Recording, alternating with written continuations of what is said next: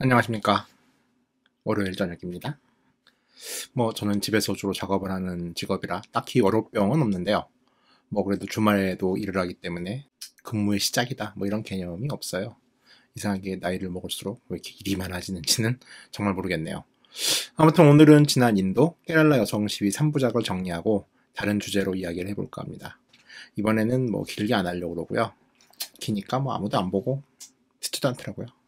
참, 이 싱싱 환타지라고 이름이 붙은 이 유튜브 혹은 팟캐스트에 연재하는 이 얘기는 이제 팟캐스트에다가 지금 여행의 교양 외전이라는 제목을 올리고 있는데요. 그 팟캐스트 앱은 음성 기반으로 작성이 돼서 그런지 모르겠는데 이게 영상으로 올리니까 불편하다는 얘기들이 되게 많더라고요. 그래서 사실 팟빵에도 영상을 올린 이유는 이게 음성만 들으면 이해가 안 되는 부분이 있을 것 같아가지고 나름 또 배려를 한다고 그랬는데 이게 불편하다고 하는 얘기들이 많아서요. 앞으로는 그 영상은 유튜브에다 올리고 이제 음성 파일은 이제 팟캐스트 앱에다가 올리는 쪽으로 해서 나눠서 올리도록 하겠습니다. 그 음성 파일로 듣다 영상으로 듣는 게 낫겠다, 보는 게 낫겠다 싶으신 분들은 유튜브에서 이제 환타옹이나 싱싱 환타지라고 검색을 하면은 찾을 수가 있을 거예요. 그리고 이게 여행용 편과는 별개로 이제 제가 혼자 하는 거고 이게 본진을 유튜브라고 설정을 하고 하는 거기 때문에 유튜브 쪽에다가 의리의 구독을 부탁드립니다. 우리가 또 이게 의리 빼면 또 시체 아니겠어요? 네. 본론으로 넘어가 볼까요? 오늘은 이제 그 장수마을 오키나와에 대해서 이야기를 한번 해볼까 합니다. 사실 오키나와에 대한 이야기를 할 때 이제 장수마을 오키나와라는 대전제는 어느 매체건 간에 기본으로 깔고 들어가는 얘기인데요. 모두에게 오키나와 하면 이제 장수마을이라는 이미지들이 기본처럼 좀 꼬리뼈처럼 따라붙고 있고, 요즘처럼 또 이제 중국발 미세먼지 쩌는 시대에는 또 많은 분들이 맑은 공기 힐링 투어를 하기 위해서 오키나와로 떠나면서도 또 막연하게 그 오키나와를 가는 명분으로 거기는 장수 지역이래 이런 얘기를 많이 하죠. 근데 이 전제가 뭐랄까요? 약간은 이제 가짜 뉴스라기에는 좀 그렇지만 일종의 철진한 옛날 뉴스 혹은 이제 썩은 뉴스 혹은 상한 뉴스 같은 이야기라는 사실입니다. 예전엔 그랬었는데 그래서 지금은 아니라 이런 얘기죠. 하지만 이렇게 이제 바뀐 정보들이 대부분 수정되지 않는 게 또 한국의 종특 아니겠어요? 그리고 지금도 유통이 되고 있다는 게 문제죠. 사실 이거는 첫 번째는 게으름의 문제로 보여요. 근데 이제 우리는 많이들 일반적으로 알고 있는 걸 의심 없이 받아들인 경향이 있고, 어떤 사실이 이제 좀 그렇다라고 규정이 되면은 이제 그냥 쭉 가는 경향이 있잖아요. 두 번째는 이제 그 이익이 충돌되는 상황에서 굳이 정보를 수정하지 않으려는 움직임 같은 거랄까요? 이를테면 저도 여행책을 쓰는 사람이고 사실 오키나와에 많은 여행자들이 가는 거는 저의 이해와 상관이 있는 일이긴 합니다. 근데 이 여행책을 포함해서 이런 이제 장르들이 어찌된 일인지 요즘은 이제 그 지역의 진실을 말하는 게 금기시되는 분위기더라고요. 사실 저 같은 경우는 이제 잘 만든 여행책은 그 시대 혹은 그 당대를 다룬 이제 지역책이다라는 개념이 좀 강한 편이어서 그런지 모르겠는데, 대부분의 경우는 이렇게 얘기를 합니다. 그런 진실을 알았을 때 거기를 여행 가는 사람들의 기분이 과연 좋겠어? 이런 반박이 아주 광범위하게 용인이 된다는 거죠. 그러다 보니까 그 낯선 곳에 가서 그곳의 실제 모습을 보고 싶은 사람들의 욕구는 여행판에서는 종종 거세되기 마련입니다. 여행책은 점점 팜플렛이 돼가고 있고 어떤 곳에 대한 설명은 그냥 미사여구 투성인 거죠. 사실 블로그랑 별 다른 게 없는 것 같아요. 거기 가면 정말 끝내줘요 이런 얘기들 밖에 없는 책들도 많이 있게 되는 거죠. 그리고 마치 진실을 말하는 것은 이건 다크 투어리즘이라는 식으로 받아들여집니다. 다크 투어리즘이라는 거는 이제 역사적인 비극 같은 일이 벌어진 지역에서 이제 그런 비극 같은 거에 조명을 하는 이제 그런 여행 방식을 말하는데, 사실 그냥 어떤 지역의 일반적인 팩트들을 전달하는 것들이 왜 다크 투어리즘인지는 전 잘 모르겠어요. 그러니까 결이 다른 이야기인데 사실 이건 말이죠.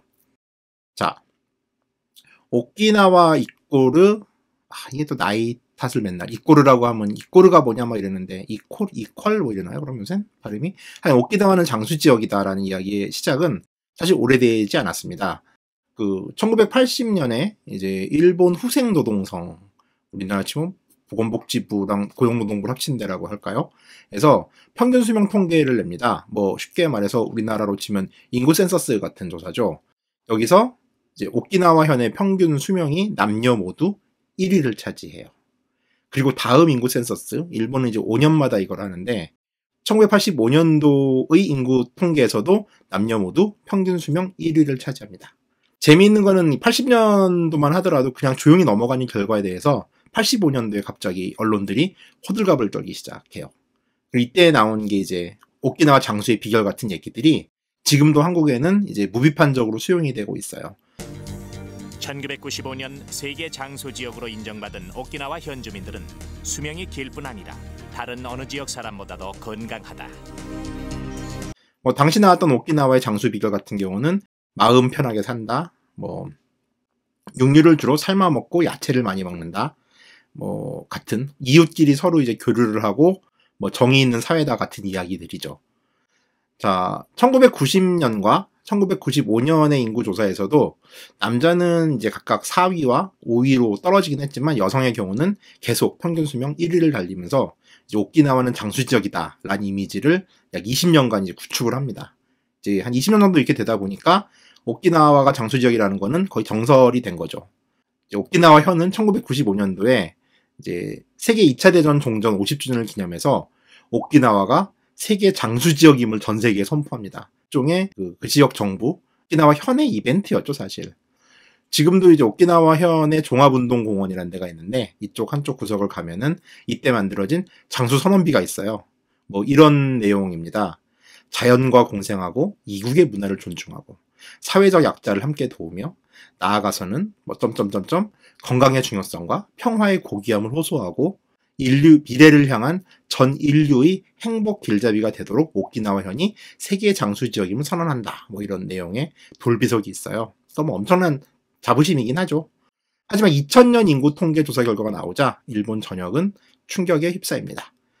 뭐 말은 뭐 일본 전역이 충격에 휩싸였다고 하는데 정확하게 말하면은 뭐 이제 장수 지역 오키나와로 먹고 살던 사람들에게 정말 충격적이긴 했겠죠. 바로 남성이 평균 수명 순위에서 26위로 떨어진 거예요. 그러니까 지난번 5년 전 결과에서 5위였는데 21위가 떨어진 거죠. 그러니까 이제 딱 중하위권이 된 거예요. 물론 이때도 여성은 평균 수명 1위였어요. 아무튼 이 사건을 계기로 일본 언론은 26쇼크라는 말을 쓰기 시작합니다. 비교적 최근인 2010년도에는 남성이 30위, 이제 거의 하위권이죠. 여성도 부동의 1위, 25년간 1위를 지키다가 3위로 주저앉았고 얼마 전에 발표된 2015년 조사가 결과가 나왔는데 왜냐하면 조사하면 이제 분석하는 데 시간이 걸리잖아요. 여기선 더 내려가서 남성은 47개 도도부 현 중 36위고요. 여성은 7위로 점점 떨어지고 있는 추세죠.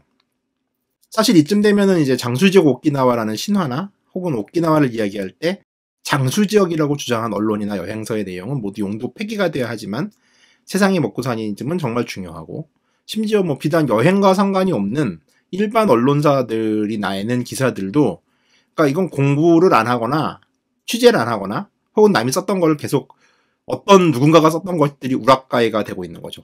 우락가이라는 말은 뭐 이제 창고에서 베낀다 정도의 이제 이쪽 용어입니다. 또 지난 시간에 얘기했지만 저도 모 신문사가 최근에 오키나와 기사를 베꼈다고 제가 항의를 했었잖아요. 자, 어찌됐건 이 언론의 호들갑으로 만들어낸 이 타이틀에 누군가의 이익이 결합되고 실제는 아닌 상황이지만 그 이익 때문에 인 상황들을 철회할 수가 없는 거고 결론적으로 이게 가짜뉴스가 돼가지고 계속 양산되고 있는 거고 사람들은 여전히 그걸 믿는 비극이 되풀이되고 있는 거죠. 자, 2000년에 이제 소위 말한 26쇼크라는 개념이 언론에 등장을 하면서 일본에서도 나름 조사를 좀 많이 했어요. 왜 이렇게 평균 수명이 떨어졌을까? 당시 나왔던 데이터들 그리고 요즘의 데이터들을 잠깐 살펴볼까요? 뭐 조금 좋은 얘기는 아닙니다. 어두운 얘기예요. 자, 당시에 오키나와의 평균 수명이 이제 급전직하에 놀란 사람들은 여전히 많았겠죠. 오키나와의 연령별 주요 사망자 수를 분석한 자료가 있습니다. 그걸 좀 들여다보면 꽤 특이한 내용이 나와요. 바로 47개의 일본 도도부 현 중 오키나와는 영유아 때인 4살 이하의 사망률이 전국 1위고요. 15세, 19세 사이의 사망률도 전국 3위. 그리고 25세에서 29세 사망률이 전국 2위, 35세부터 44세까지 10년간의 기간의 사망률은 전국 1위입니다. 그러다가 80세 이상으로 가면은 다시 사망률이 전국 꼴찌가 되는 거예요. 그러니까 쉽게 말해서 젊은 사람들이 엄청나게 죽고 노인들은 여전히 사는 거죠. 그러니까 젊은 사람들의 이른 조기 사망 때문에 오키나와의 평균 사망률이 떨어지고, 그러니까 평균 수명이 떨어지고 있는 거죠. 특히 자살률로 들어가면 이게 되게 끔찍한데요. 30세부터 44세까지 약 15년의 기간 동안 자살률 전국 1위를 차지합니다. 그리고 85세 이후 사망률에서도 자살은 전국 1위예요. 이 통계를 아주 극단화하면은 2015년에 나온 통계인데 65세 이하 사망률이 남녀 공히 전국 1위입니다. 즉 무사히 70세 이상으로 안착한 노인들의 경우는 이제 상당한 수명을 누리지만 외려 젊은 노인들 혹은 중년들이 조기 사망하고 있고, 이게 오키나와 현재의 평균 수명과 까먹는 주요 요인이 되고 있다는 뜻이죠. 오키나와의 85세 이상, 심지어 100세 이상의 노인 수는 여전히 전국 1위입니다. 자, 대체 이러면 뭐가 잘못된 걸까요? 자, 현재 60대, 그러니까 지금 사망률이 아주 높은 60대 이하들은 대략 1947년에서 57년 이후생입니다. 그러니까 오키나와는 1945년 일본이 2차 세계대전에서 패한 이후로 72년까지 일본이 아닌 미국령이었어요. 즉 현재 60대 혹은 그 이하 세대는 종전 직후에 태어난 세대들입니다. 이 세대들이 이제 그 전의 노인들과 달랐던 점 중에 하나는 이제 물론 이제 그 전에 오키나와는 전 섬 인구의 3분의 1이 죽었던 오키나와 전투가 있었죠. 근데 그 이후로 이제 미국령이 되면서 오키나와에는 미국의 가공식품들이 무제한으로 투여되기 시작합니다. 심지어 학교 급식 같은 경우도 이제 햄버거로 먹었던 세대들이거든요. 그래서 이제 일본의 많은 이제 보건학자들 같은 경우는 오키나와가 장수지역이라는 이미지가 이 신화가 몰락한 가장 큰 원인으로 가공식품을 꼽는 경우가 많아요. 그리고 이것도 역시 조금 이 정보를 수집한 언론에 의해서 좀 보도가 되고 있는 내용입니다. 그리고 최소한 일본에서는 상식인데요. 사실 여기에 대해서도 좀 할 말이 있어요. 왜냐하면 가공식품 때문이다라는 결론은 상당히 게으른 결과론적 이야기일 뿐이라는 점이죠. 주목해야 될 점은 제가 보기엔 오키나와의 빈곤 문제라고 봅니다.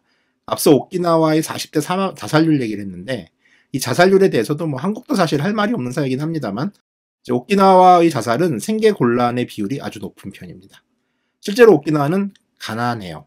예전에 몇 년 전에 그 모 팟캐스트에서 했던 그 하이사이 오지상 오키나와의 역사 편에서 얘기했던 뭐 사스마번의 지배를 받았을 때 이야기만은 아니에요. 오키나와의 빈곤은. 현재로서도 오키나와는 마땅한 산업이 없습니다. 도내에서 가장 큰 산업은 농업이에요. 지금도 여전히. 그리고 과거에 재배했던 사탕수수 재배가 여전히 지금도 주요한 산업입니다. 하지만 과거와 달리 사탕수수는 현재 고부가가치 산업이 아니죠. 개인 소득이 뭐 35,000불이 넘어가는 일본의 수준에서 사실 이 사탕수수 재배가 과연 적정한 산업인지는 의문이죠. 뭐 최근 5, 6년 사이에 이제 관광업이 좀 호황이죠. 해외에 적광국이 생기면서 사실 여러분들이 오키나와를 인식하게 된 것도 최근 4, 5년 사이라고 저는 생각합니다만 관광업이 성장 일로에 있긴 하지만 현재까지도 오키나와는 일본에서 가장 가난한 지역이거든요. 그래서 오히려 제가 만난 오키나와 사람들은 이렇게 이제 반문을 합니다. 누가 야채 좋은지 모르냐? 채소 좋은 거 누가 모르냐? 정크푸드 나쁜지 누가 모르냐? 라는 얘기죠. 그러니까 결국은 오키나와의 빈곤 문제라는 거예요. 아주 간단한 예로 일본은 최저임금이 지역마다 달라요. 오키나와는 이 최저임금에서도 만년 꼴찌입니다. 그 최근 오키나와 최저임금이 시간당 677엔이에요. 그러면 지금 환율로 따지면 7,000원이 조금 안 되는 돈인데 이게 도쿄보다는 최저임금이 약 200엔 정도가 떨어지는 금액이고 전국 평균 최저임금보다도 100엔이 낮습니다.